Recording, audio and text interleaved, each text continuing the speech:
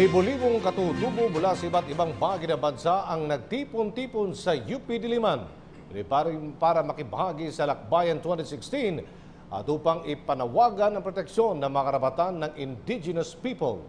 Diane Querer sa detalye. Sariling pagpapasya at pagkilala sa mga karapatan ng lupang ninuno.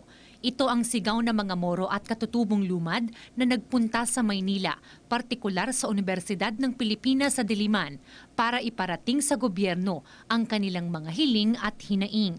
Ayon sa tagapagsalita ng Lakbayan sa Mindanao na si Datu Gomorito Goaynon, hanggang ngayon ay nakakaranas pa rin sila ng diskriminasyon at pag-atake mula sa mga paramilitar sa kanilang lugar. Sa kasalukuyan sa probinsya ng Bukidnon may naiwan pang evacuation ngayon ng mga tribong Tiguhanon sa harapan mismo ng provincial capital na umaabot na 80 na pamilya at 260 na individual. Ang sa ngayon ay hindi pa nakabalik sa kanilang komunidad dahil sa sinagawa ng paramilitary at ng military ng 8IB at 68 IB na minasakir yung buong komunidad. Kwento pa ni Datu Goaynon, kamakailan ay mayroon pang nasawi sa kanilang hanay dahil sa pagkontra nito sa pagmimina sa kanilang lugar.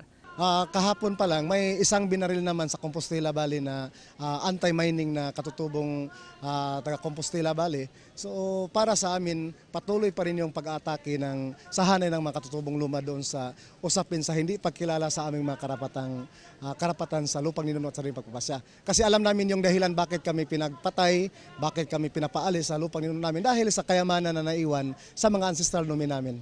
Sa pagpunta ng mga Moro at katutubong lumad sa Maynila na binansagan nilang Lakbayan Fair 2016, nagkaisa ang iba't ibang mga etnolinguistikong grupo para maitatag ang isang alyansa para sa pambansang minorya upang mas pagtibayin ang pagsulong ng kanilang mga karapatan sa sariling pagpapasya at sa lupang ninuno at teritoryo.